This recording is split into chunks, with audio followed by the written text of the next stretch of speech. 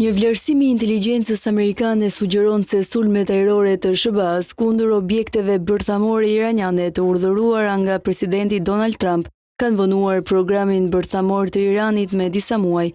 Burime të njohura me raportin, i përgatitur nga Agjencia e Inteligjencës së Mbrojtjes, thanë se ndërhyrjet shkaktuan mbylljen e hyrjeve në të paktën 2 objekte të pasurimit të uraniumit. Dy burime thanë se rifillimi i punës në këto 2 objekte varet nga koha që i duhet Iranit për të pastruar rënojat dhe për të riparuar dëmet në infrastrukturë, si energjia elektrike dhe furnizimi me ujë. Po ashtu sipas një burimi, një pjesë e rezervave të uraniumit të pasuruar ishte zhvendosur përpara se të ndodhnin sulmet. Nuk dihet ende me siguri niveli i saktësisë apo besueshmërisë të vlerësimeve fillestare. Presidenti Trump deklaroi se objektet iraniane janë shkatërruar plotësisht.